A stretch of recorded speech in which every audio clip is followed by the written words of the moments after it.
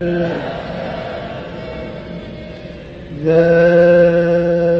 गुरुदेव, जय गुरुदेव, जय गुरुदेव नाम किसका, जय गुरुदेव नाम किसका, जय गुरुदेव नाम किसका।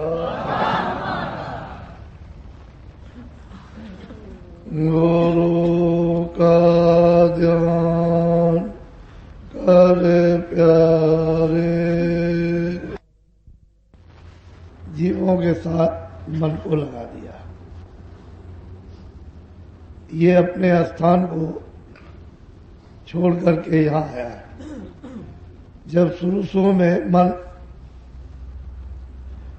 ऊपर से उतार कर सूरत के साथ किया गया, तब तो उस जीवात्मा का मित्र था, दोस्त था। लेकिन जब यहां आकर धीरे धीरे इंद्रियों का जब चस्का पड़ा और इंद्रियों के दरवाजों पर बैठ करके रस लेने लगा, तो इन सब चीजों का आदी हो गया, स्वभाव बन गया। तो धीरे धीरे सूरत से यानी जीवात्मा से उसकी दोस्ती मित्रता हटने लगी और दगेबाजी, धोखेबाजी, बेईमानी करने लगा। अब इतनी दूर इससे अलग हो गया कि रहते एक ही मकान में दोनों, सूरत भी रहती है और मन भी रहता, लेकिन एक दूसरे के दुश्मन रहेंगे एक ही घर में। नहीं वो उसका साथ देगा, सूरत तो कुछ कर नहीं सकती, वो तो अकेली इसमें बैठी है। उसकी शक्ति को, उसके प्रकाश को इन्होंने सबने खर्च कर डाला। अब वो अकेले कुछ नहीं कर सकती जबकि मन की मदद न मिले तब तक। और मन ने इस जगत को बसा दिया। ये सारा प्रबंध इसी मन का है। और मन को कैसे समेटा जाएगा? जब सत्संग मिलेगा। बगैर सत्संग के मन सिमटेगा नहीं। ये अपनी आदत को, इंद्रियों के भोगों को छोड़ेगा नहीं, और भोग नहीं छूटेंगे तो उधर से हटेगा नहीं। और ये सिमटाव उसका जब होगा जब शब्द मिलेगा, आवाज मिलेगी, नाम मिलेगा, तो उसमें रस है, उसमें मिठास है, उसमें शब्द में आकर्षण है। और शब्द इसके लिए एक हथौड़ा, जब शब्द की चोट पड़ती है तो ये जगत की तरफ से चुप हो जाता है। ये भी मन अपने आनंद की खोज और तलाश में है कि हमको कहीं मिल जाए, लेकिन अब कोई बताने वाला तो मिले कि यहाँ आनंद नहीं मिलेगा, तुम तो बहुत युगों से, बहुत जन्मों से भटक रहे हो, इसमें कहीं नहीं था। तुम उलट जाओ और सूरत का साथ दे दो, तो दोनों को अपना अपना आनंद मिल जाए। मन को भी अपना आनंद मिल जाए, सूरत को भी अपना आनंद, दोनों अपने अपने घर में ये पहुंच जाए। लेकिन जब तक ये महात्मा न मिले तब तक ये मन मुड़ता नहीं। भोगों की तरफ से, इस प्रपंच की तरफ से जो जाल बिछा रखा, उधर से हटेगा नहीं। और सूरत का साथ नहीं देगा तो सूरत शब्द को नहीं पकड़ पाएगी। शब्द नहीं पकड़ेगी तो रस न इनको मिलेगा न उनको, जैसे के तैसे फंसे रह जाएंगे। तो चीज यह है कि ये सारा प्रपंच मन का बसाएगा और ये सब नाशवान है। हर चीज जो भी कुछ यहां बनेगी वो बिगड़ेगी। मनुष्य देखते हो कि पैदा होता है, बिगड़ जाता है। मनुष्य जो वस्तु बनाता है देखते हो कि वो बिगड़ जाती है। तो ये सारा संसार नश्वर है, नाशवान है, परिवर्तनशील है। इसी को देख देख करके समझ लेना चाहिए कि भाई इसी तरह से हम भी चले जाएंगे। तो हमारा सच्चा जो सुख है, सच्चा आनंद है, सच्ची शांति और सच्ची शक्ति वो कहाँ है, किस तरफ है वो? कभी ना कभी तो उसको उसी की तलाश कर रहा था, खोज कर रहा था।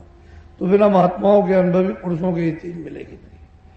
तो ये कोई गीता और रामायण में, कोई वेदों और पुराणों में तो है नहीं, क्योंकि वो तो जो उन्होंने साधना की थी वो उन्होंने वाक्य लिखे उसमें। तो साधना तो नहीं है उसमें, वाक्य उनको आप पढ़ते रहिए, लेकिन चीज तो वो यहाँ है नहीं। उसकी जब साधना करोगे तभी वो चीज मिलेगी। तो अंतर्मुख, पहले जो योग की साधना होती थी अब कल युग में हो नहीं सकती। अब तो जो सूरत शब्द योग है, सुलभ और सहज उसकी तो साधना हो सकती है, तो वो तो कहीं बिरले महापुरुषों से मिलेगा, वो आम जगह तो मिलने वाली नहीं कि चलो ठीक पढ़ करके हम सुना दें तो योग हो जाएगा।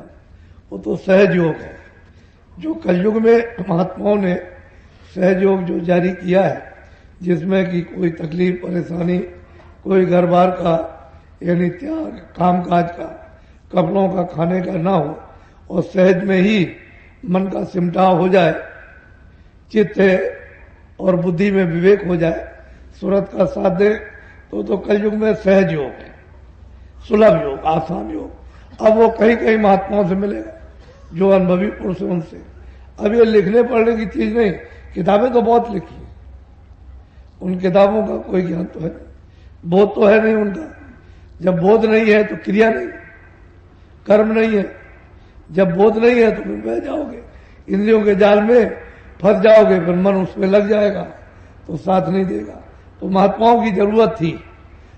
इन दिनों में लोग अधिक अपनी इंद्रियों को इन संसार प्रपंचों में फंसा चुके, इस वजह से दुखी दो, परेशानी परेशानी, चिंता ही चिंता, अशांति अशांति। तो थोड़ा बहुत जब उधर से मुड़े तब तो उनको थोड़ी बहुत कुछ शांति का कुछ एहसास, ठंडक मालूम हो, लेकिन उधर से मुड़ते ही नहीं, उसी में ज्यादा लीन होते चले जाते। तो ऐसे ही जाते जाते वही समाप्त हो जाते, तो खेल खत्म हो जाएगा। मनुष्य मंदिर तो थोड़े दिन के लिए मिला है, तो इसे तो खत्म होना ही है, समाप्त होना ही है। ये लीला है, पंचभौतिक शरीर की है तो समय से समाप्त हो जाएगी और तुम देखते रह जाओगे क्या है। लेकिन इसमें जो रहने वाला, उसका बोध नहीं है कि वो कौन है, तो वो जीवात्मा वो सूरत है। उसी की जानकारी करनी चाहिए कि मनुष्य रूपी मंदिर में वो चेतन क्या चीज है। जब आप इसकी खोज करोगे तो महात्माओं के निकट पहुंच जाओगे, वहां इसका सारा राज मिलेगा। बगैर इस राज के जाने हुए कोई आदमी को समझ नहीं सकता।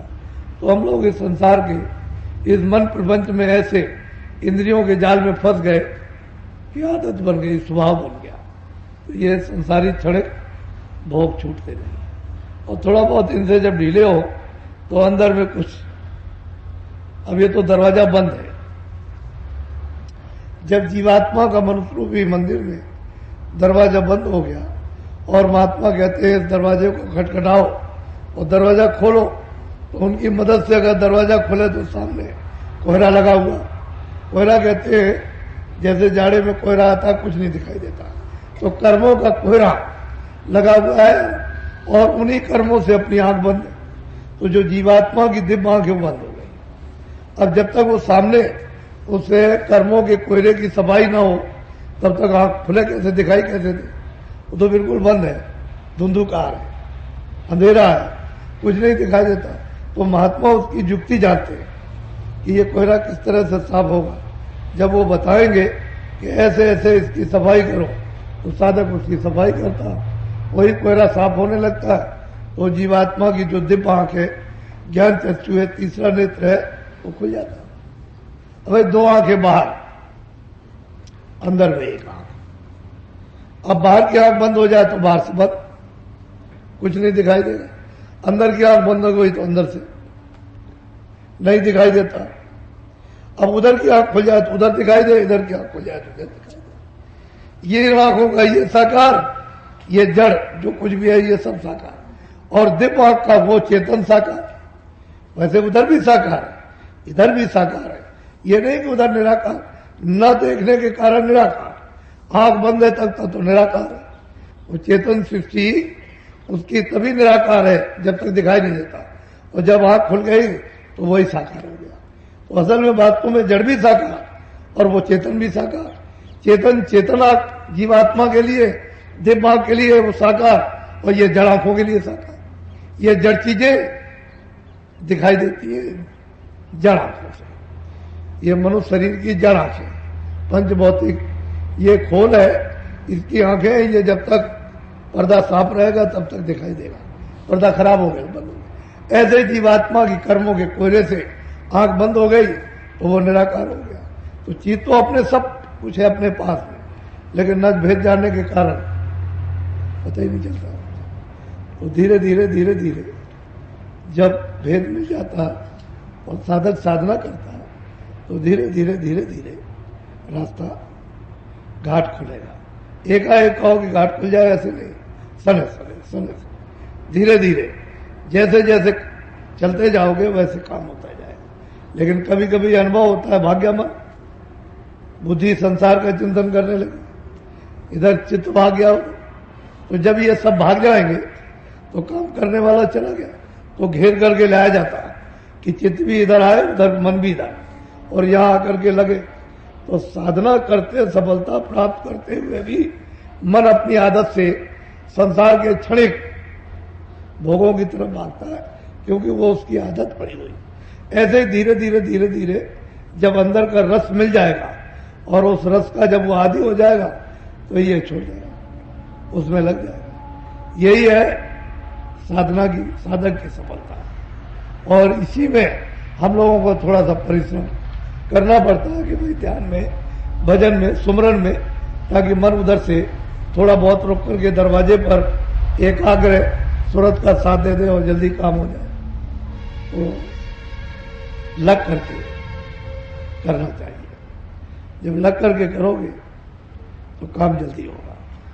और उस समय पर जब भजन करो, ध्यान करो, तो बराबर निगरानी रखो कि चित्त न जाए, न मन कहीं जाए, न बुद्धि किसी चीज पर विचार करे।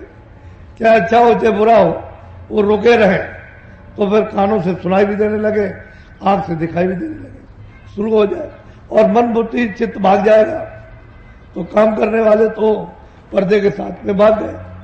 अभी तो सूरत का पर्दा नहीं खुला है, अभी तो शरीर का है, तो भागे उसके साथ, पर्दे के साथ में, तो सूरत अकेली कुछ नहीं कर सकती। इसलिए मन को, चित्त को, बुद्धि को साथ ले लो और साथ लेकर के काम करो, तो ये पर्दा जो चंचलता करता है वो इस तरफ जाएगा, तो अंदर की आंख खुल जाएगा, तभी कुछ काम हो सकेगा। तो ये तो अपने पास सब कुछ है, लेकिन न जानने के पार लाखों कोस दूर, न जानने के पार नहीं है, वो भेद हम नहीं जानते, इसलिए उसको मुश्किल और कठिन समझते हैं कि भाई उधर जाना बहुत मुश्किल है, बहुत कठिन। फिर कहने लगते हो कोई नहीं जा सका, फिर कहने लगते हो कुछ है ही नहीं, फिर कहते हो भगवान ही नहीं है, फिर कहते हो कि स्वर्ग ही नहीं, फिर कहते हो जन्म मरण नहीं। जो जिसकी बुद्धि में आ गया वही